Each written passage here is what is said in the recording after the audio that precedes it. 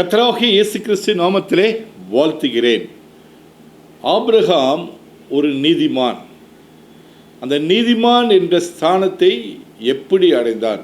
தேவனை விசுவாசித்தான், அது அவனுக்கு நீதியாக எண்ணப்பட்டது என்று ஆதியாகமத்தில் நம்ம படிக்கிறோம். ஆதியாகமம் 15ஆம் அதிகாரம் 5ஆம் வசனம் சொல்லுது, அவர் ஆபிரகாமை வெளியே அழைத்து, தேவன் ஆபிரகாமை வெளியே அழைத்து, நீ வானத்தை அண்ணாந்து பார், நட்சத்திரங்கள் என்னை கூடுமானால் உன்னாலே கூடுமானால் அவைகளை எண்ணு என்று சொல்லி, பின்பு அவனை நோக்கி உன் சந்ததி இவ்வண்ணமாய் இருக்கும் என்றார். அவன் கர்த்தரை விசுவாசித்தான், அது அவர் அவனுக்கு நீதியாக எண்ணினார்.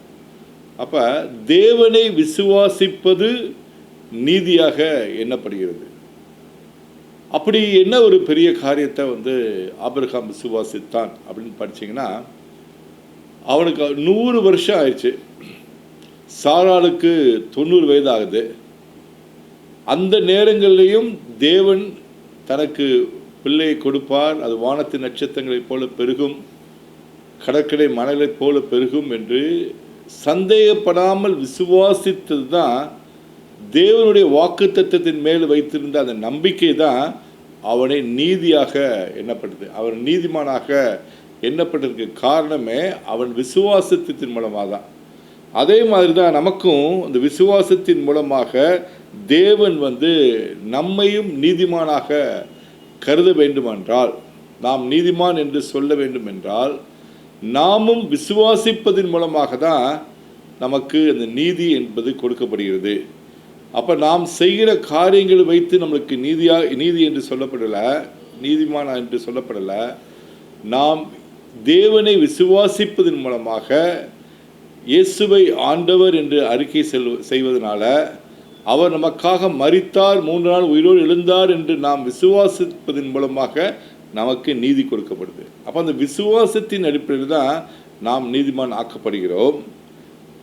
ரோமர் 4ஆம் அதிகாரம் 18ஆம் வசனத்தில் ஆபிரகாமை பற்றி இன்னும் கொஞ்சம் நம்ம தெரிஞ்சுக்கலாம். அவர் எதனால் அந்த நீதி அவருக்கு கிடைக்குது அப்படின்னு சொல்லி, உன் சந்ததி இவ்வளவா இருக்கும் என்று சொல்லப்பட்டபடியே தான் அநேக ஜாதிகளுக்கு தகப்பனாவதை நம்புவதற்கு ஏதுவில்லாதிருந்தும் அதை நம்பிக்கையோடே விசுவாசித்தான்.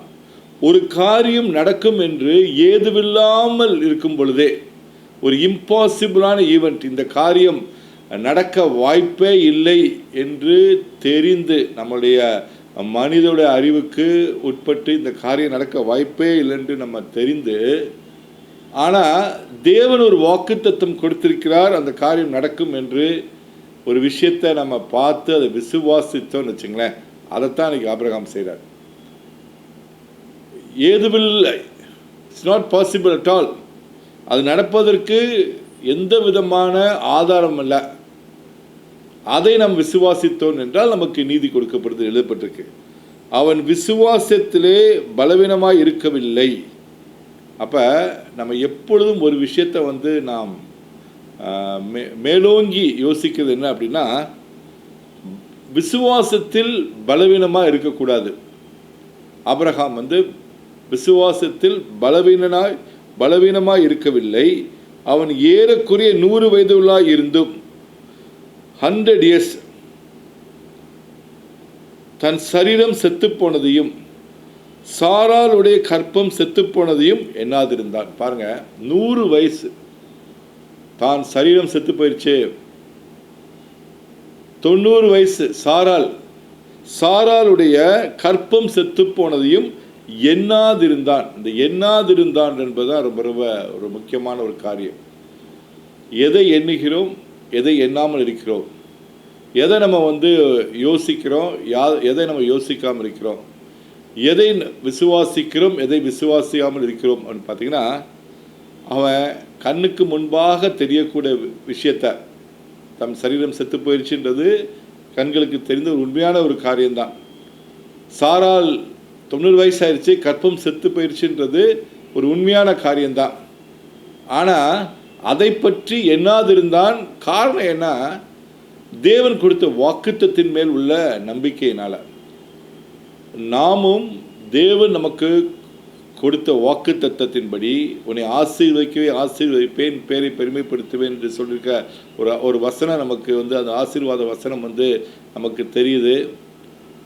அந்த ப்ராமிஸ் நம்மளுக்கு தெரியுது, அந்த வாக்கு தத்தம் தெரியுது. என்னை ஆசீர்வதிப்பார் என்று நாம் ஒரு தரித்திர சூழ்நிலை இருந்து நம்ம அந்த தரித்திரத்தை பார்க்காமல், கடனான சூழ்நிலை கடனை பார்க்காமல், அந்த பற்றாக்குறை சூழ்நிலை பற்றாக்குறையை பார்க்காமல், தேவனை ஆசீர்வதிப்பார் என்று நாம் நினைத்தோம்னா, அந்த தரித்திரத்தை எண்ணாமல், அந்த கடனை எண்ணாமல், அந்த நோயை எண்ணாமல், கர்த்தர் எனக்கு ஆரோக்கியத்தை கொடுப்பார் அப்படின்று நம்ம விசுவாசிக்கிறோம் பார்த்தீங்கன்னா, அதுதான் அந்த விசுவாசம் தான் நம்மளை நீதியாக மாற்றுகிறது.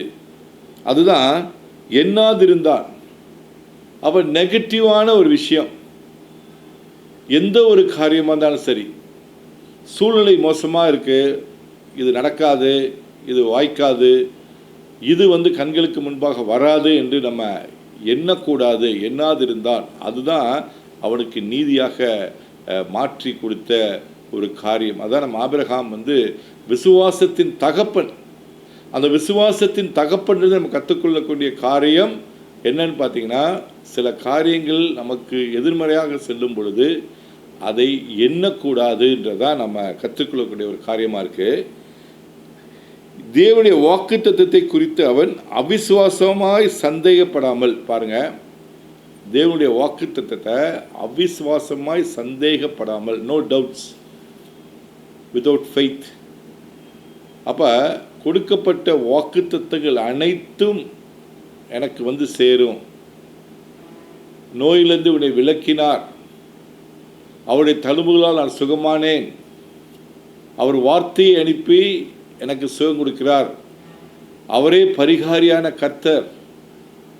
அதுதான் வாக்குத்தத்தம் கொடுக்கப்பட்டிருக்கு. நமக்கு செய்து முடித்த காரியங்கள், நமக்கு ஆரோக்கியம்தான் கொடுக்கப்பட்டிருக்கு. பாவத்தின் மூலமாக வரக்கூடிய நோய்கள் நம்மை விட்டு அகற்றப்பட்டிருக்கிறது. தேவனுடைய சிலுவையின் மூலமாக நமக்கு கிடைத்த ஒரு காரியம்.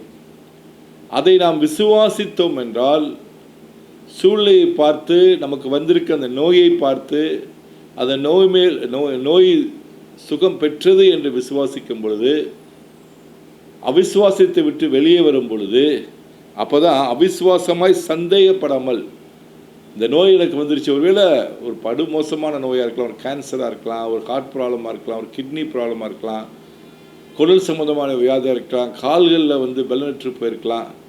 இந்த மாதிரி எல்லா சூழ்நிலையிலும் சந்தேகப்படாமல், தேவன் எனக்கு ஆரோக்கியத்தை கொடுத்திருக்கிறார், என் நோய்களை அவர் ஏற்றுக்கொண்டார் என்று செய்து முடிக்கப்பட்ட காரியம், சிலுவையின் மூலமாக ஒரு காரியம் பண்டமாற்று செய்யப்பட்டிருக்கிறது. நமது நோய்களை அவர் ஏற்றுக்கொண்டு அவருடைய ஆரோக்கியத்தை எனக்கு கொடுத்திருக்கிறார் என்ற காரியத்தை நான் விசுவாசிக்கும் பொழுது, சந்தேகப்படாமல் விசுவாசிக்கும் பொழுது, தேவன் வாக்குத்தத்தம் பண்ணினதை நிறைவேற்ற வல்லவராய் இருக்கிறார் என்று முழு நிச்சயமாய் நம்பி, பாருங்க, சந்தேகப்படக்கூடாது, வாக்கு பண்ணதை கண்டிப்பாக நிறைவேற்றுவார் என்று முழு நிச்சயமாக நம்பி 100% கம்ப்ளீட்டாக அதை நம்புகிறோம், அதை விசுவாசிக்கிறோம். இந்த வாக்குத்தத்தம் கொடுக்கப்பட்டிருக்குது, நான் கீழாகாமல் மேலாவேன், வாளாகாமல் தலையாவேன், நான் மேல் நோக்கி தான் செல்வேன், எனக்கு கண்டிப்பாக அந்த ப்ரமோஷன் கிடைக்கும், நான் உயர்ந்த இடத்துல வைக்கப்பட்டிருப்பேன். அப்பேற்பட்ட வாக்குத்தத்தங்களால் செழிப்பான ஒரு வாழ்க்கை கொடுக்கப்படும். எனக்கு நீதிமான் பனையை போல் செழிப்பான் என்று போடப்பட்டிருக்கு. செழிப்பு நிச்சயம் அப்படின்ற காரியத்தை நாம் யோசிக்கும் பொழுது, என் தேவன் தம்முடைய மகிமையின் ஐஸ்வரியத்தின்படி என் குறைவிலெல்லாம் கிறிஸ்தியர்கள் நிறைவாக்குவார். குறைவான ஒரு சூழ்நிலை இருந்தாலும் குறைவை பார்க்காமல் நிறைவான தேவனை பார்க்கக்கூடிய அந்த விசுவாசம் அவருடைய ஐஸ்வர்யம். அதாவது அவருடைய ஐஸ்வர்யம் பார்த்தீங்கன்னா, நம்ம யோசித்தே பார்க்க முடியாத ஒரு ஐஸ்வர்யம். அதிலிருந்து நம்மளை நிறைவாக்குவார். அப்படின்னா, நமக்கு எப்பேற்பட்ட ஒரு தேவையாக இருந்தாலும், எப்பேற்பட்ட கடன் பிரச்சனை நம்ம கடந்து சென்றாலும், அவருடைய ஐஸ்வர்யத்திலிருந்து நமக்கு அந்த குறைவை நீக்கப்படும் என்று சொல்லும் பொழுது, அவருடைய வாக்குத்தத்தத்தின் மேல் நாம் சந்தேகப்படாமல் இருக்கிறதா முழு நிச்சயமாக நம்பி, முழு நிச்சயம், அதான் ரொம்ப ரொம்ப முக்கியம். 100% கொஞ்சம் கூட டவுட்ஸ் வரக்கூடாது. 99% விசுவாசிக்கிறேன், அது விசுவாசம் இல்லை. 100% முழு நிச்சயமாக நம்பி தேவனை மகிமைப்படுத்தி விசுவாசத்தில் வல்லவனானான். தேவனை மகிமைப்படுத்தி விசுவாசத்தில் வல்லவனானான். அப்போ நாமும் அவருடைய நமக்கு கொடுக்கப்பட்ட வாக்குத்தத்தின் மேலே விசுவாசித்து அப்பொழுது மகிமைப்படுத்தி, எப்போ மகிமைப்படுத்த முடியும்னா அந்த விசுவாசத்து மேலே சந்தேகம் வந்துச்சுன்னா மகிமையாக இருக்க முடியாது. ஒரு வேளை நடக்குமோ நடக்காதோ, திஸ் ஆர் தட் அப்படின்னு போயிட்டோம் அப்படின்னாலே நம்ம வந்து அந்த மகிமையற்றவர்களாகிவிடும். அதே நேரத்தில் கண்டிப்பாக எனக்கு வந்து இது வந்து எனக்கு விசுவாசத்தின் அடிப்படையில் தான் முடியும் என்று நீங்கள் 100க்கு 100 விசுவாசித்தீங்க அப்படின்னா அந்த அடிப்படையில் கண்டிப்பாக நமக்கு வந்து அந்த விசுவாசத்தின்படி நடக்கும். ஆகையால் அது அவனுக்கு நீதியாக எண்ணப்பட்டது. இப்படி விசுவாசிச்சதுனால அது அவனுக்கு நீதியாக எண்ணப்பட்டது. அப்போ நாமும் இப்பேற்பட்ட காரியங்களை விசுவாசிக்கும் பொழுது நமக்கு அது நீதியாக எண்ணப்படுகிறது. அப்போ நாம் நீதிமான் ஆக்கப்படுகிறோம். அதுதான் சொல்லுது, அது அவனுக்கு நீதியாக எண்ணப்பட்டது என்பது அவனுக்கு மாத்திரமல்ல நமக்காகவும் நமக்காகவும் எழுதப்பட்டிருக்கிறது. அவருக்கு மாத்திரம் இல்லை. அப்போ அந்த நீதி, அதே நீதிமான் என்ற ஸ்தானத்தை எனக்காகவும் இந்த காரியத்தை எழுதி வைத்திருக்கிறார் என்று வேதாகம் சொல்லுது. நமக்காகவும். அப்போ நீதியை நாம் பெற்றுக்கொள்ள வேண்டும் என்றால் நீதிமான் என்ற ஸ்தானத்துக்கு போவோம் அப்படின்னா, பாவங்கள் மன்னிக்கப்பட்டது என்று நாம் வந்து அந்த இடத்துக்கு போகணும் அப்படின்னா தேவன் மேல் வைத்திருக்க அந்த விசுவாசம் தான் நம்ம அந்த இடத்துக்கு நம்மளை நீதிமான் ஆக்குது. நம்முடைய கர்த்தராகிய இயேசுவை மரித்தோரிலிருந்து எழுப்பினவரை விசுவாசிக்கிற நமக்கும் அப்படியே எண்ணப்படும். அப்போ நாம் எதை விசுவாசிக்க, ஆபிரகாம் வந்து அந்த வயதை வந்து எண்ணலை, செத்துப்போன சரீரத்தை எண்ணலை, சாராளுடைய கற்பம் செத்துப்போனதை எண்ணாமல் தேவன் கொடுத்த வாக்கு தத்தத்தை எண்ணி நீதியை பெற்றுக்கொண்டது போல நாமும் கர்த்தராகிய இயேசுவை மரித்தோரிலிருந்து எழுப்பினவரை விசுவாசிக்கிற நமக்கு, நம்ம எதை விசுவாசிக்கிறோம்? இயேசுவை மரித்தோரிலிருந்து எழுப்பினார். அவர் நமக்கு பாவங்களுக்கு அடிக்கப்பட்டு நொறுக்கப்பட்டு சிலுவையில் அறையப்பட்டு மரித்து 3ஆம் நாள் உயிரோடு எழுந்திருச்சார்ல, அதை நம்ம விசுவாசித்தோம் என்றால் நமக்கும் அப்படியே எண்ணப்படும். அப்படியே நாமும் நீதிமான் என்று எண்ணப்படும். இதுதான் நம்ம நீதிமான் என்ற ஸ்டேட்டஸ்க்கு போகிறதுக்கு வழி. வேறு எந்த வழியும் கிடையாது. நாம் சுயமாக நீதிமான் ஆக முடியாது. இதை விசுவாசத்தின் மூலமாக தான் நாம் நீதிமான் ஆக முடியும். அவர் தம்முடைய பாவங்களுக்காக ஒப்பு கொடுக்கப்பட்டும் நாம் நீதிமான்கள் ஆக்கப்படுவதற்காக எழுப்பப்பட்டும் இருக்கிறார்.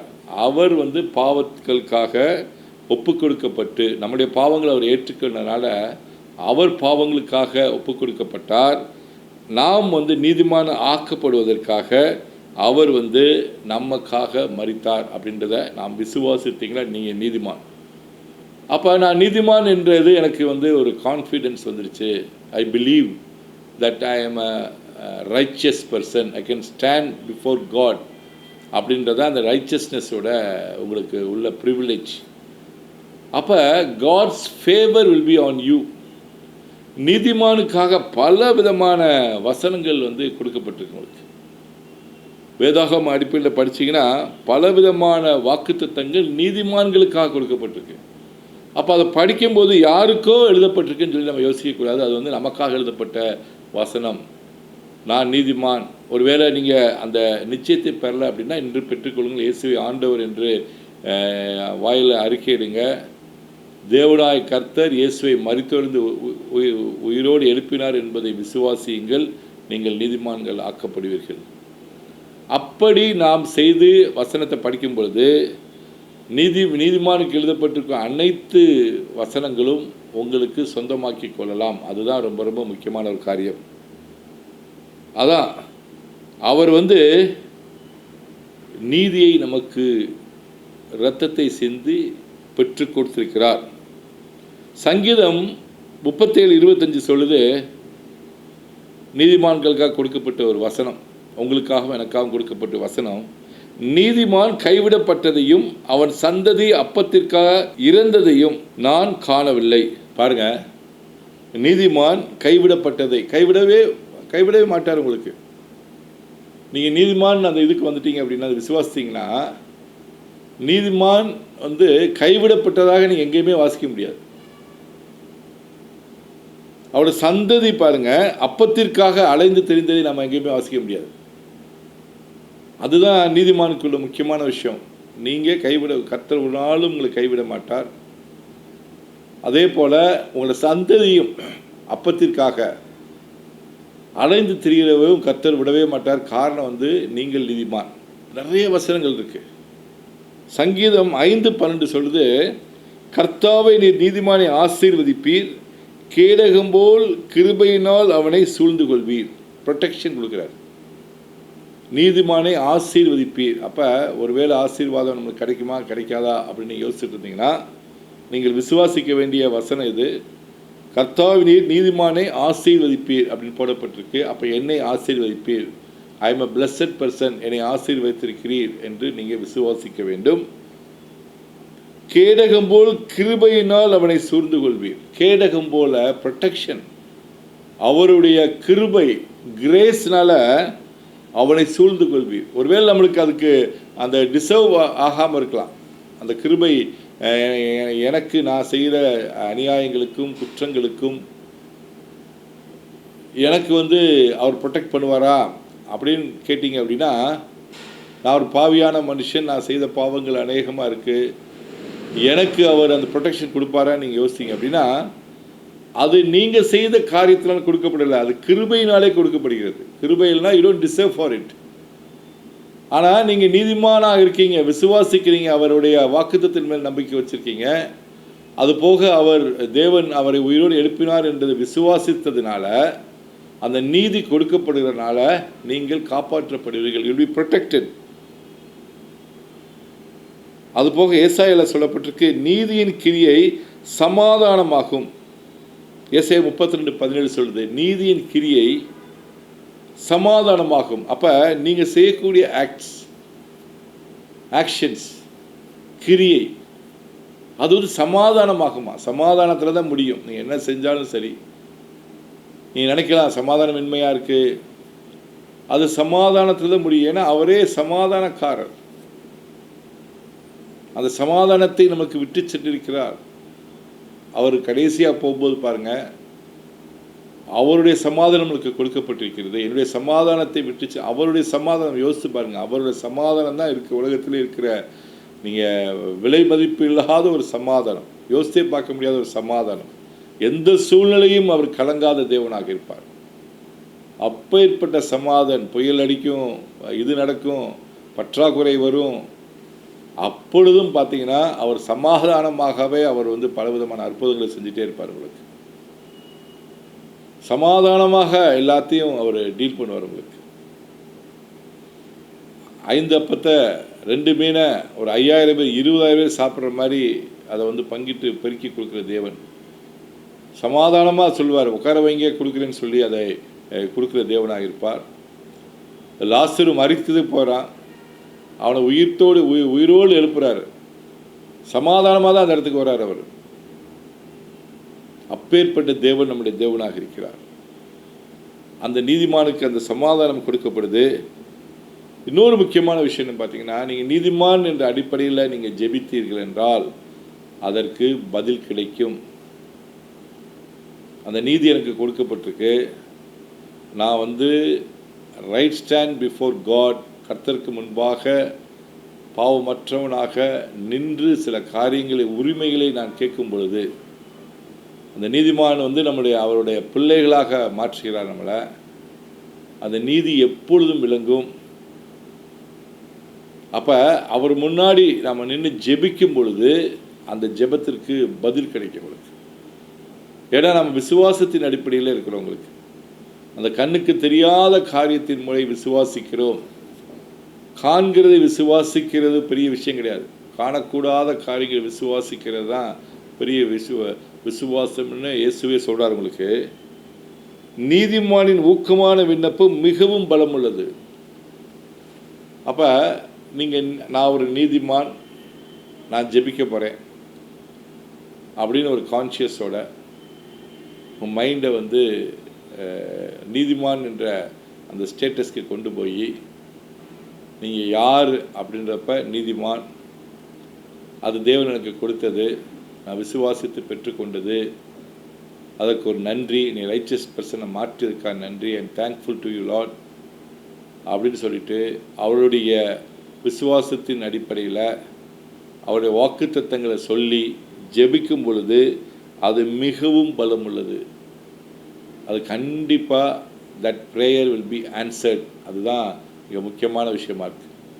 Your prayers will be answered because your riches. பலமுள்ளதாக இருக்கிறது. அதுதான் வந்து யாக்கோபில் எழுதப்பட்டிருக்கு. நம்ம பல காரியங்களை ப்ரேயர் பண்ணி பெற்றுக்கொள்கிறோம்.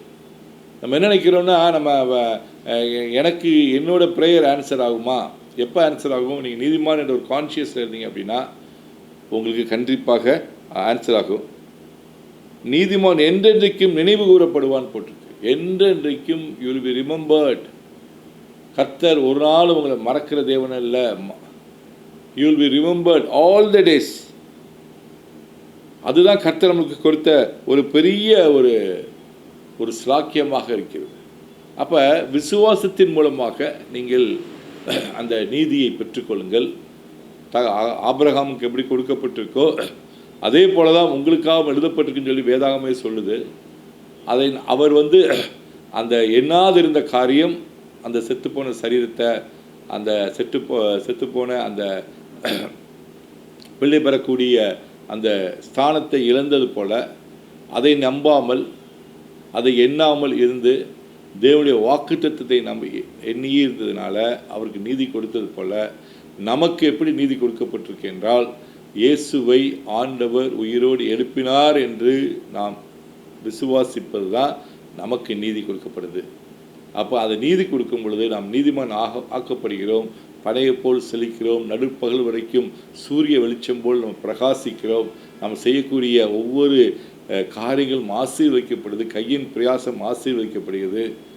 எல்லாவற்றிலும் மேலோங்கி இருக்கிறோம். நீதியின் மூலமாக நம்மளுக்கு நாம் நினைத்த காரியங்கள், நாம் வந்து back to garden of Eden, ஏதேன் தோட்டத்திற்கு திருப்பி கொண்டு போகப்படுகிறோம் இந்த நீதியின் மூலமாக. காரணம் வந்து பாவம் செய்வதற்கு முன்பாக ஆதாம் ஏவாள் அந்த ஸ்தானத்தில் இருந்தாங்க. அந்த உலகமே அவங்களுக்கு கட்டுப்பட்டு இருந்துச்சு. ஆளுகை செய்தார்கள். அதே ஆளுகை நமக்கு மீண்டும் கொடுக்கப்படுகிறது. ஜெபிப்போம். சோத்திரம் ஆண்டவரே, நல்லவரே, மனதுருக்கம் உள்ளவரே, கர்த்தாவே, இந்த நீதி எங்களுக்கு கொடுத்திருக்கான் நன்றி. இந்த நீதியின் மூலமாக இதை பார்த்து கொண்டிருக்கிறீர்களுக்காக ஜெபிக்கிறேன் கர்த்தாவே. நீங்கள் விசுவாசிக்கும் பொழுது அந்த காரியங்கள், வேண்டாத காரியங்கள் எண்ணாமல் இருக்கும் பொழுது கர்த்தர் உங்களை நீதிமான் என்ற ஸ்தானத்தில் பார்த்து அந்த நோயிலிருந்து விடுதலை ஆக்கப்படுகிறீர்கள். இப்பொழுதே அந்த நோயிலிருந்து விடுதலை கிடைக்கிறது. அந்த தரித்திரத்திலிருந்து விடுதலை கிடைக்கிறது. அந்த கடன் அடைக்கப்படுகிறது. ஐஸ்வர்யமைக்கான பலனை தேவன் தருகிறார். உயர்ந்த ஸ்தானத்தில் வைக்கப்படுகிறீர்கள். எல்லா நோய்களிலிருந்து விடுதலை கொடுக்கிறார் தேவாதி தேவன். எப்பேற்பட்ட நோயாக இருந்தாலும் சரி, எப்பேற்பட்ட செய்தி உங்களுக்கு வந்திருந்தாலும் சரி, அதை ஆபிரகாம் எண்ணாமல் இருந்தது போல நீங்களும் அந்த துர்ச்செய்தியை எண்ணாமல் தேவனுடைய நற்செய்தியாக நீதி என்பதை நீங்கள் விசுவாசிக்கும் பொழுது கர்த்தர் உங்களோடு இருந்து செய்கிற காரியம் ஆச்சரியமாகவும் அற்புதமாக இருக்கும். இப்பொழுதே அந்த அற்புதத்தை காண்பீர்கள். இப்பொழுதே அந்த ஆரோக்கியத்திற்குள் செல்வீர்கள். இப்பொழுதே அந்த ஐஸ்வர்யத்திற்குள் செல்வீர்கள். இயேசு கிறிஸ்துவின் நாமத்திலே ஜெபிக்கிறேன். ஆமேன், ஆமேன். நீங்கள் ஆசீர்வதிக்கப்பட்டவர்கள். ஆமேன்.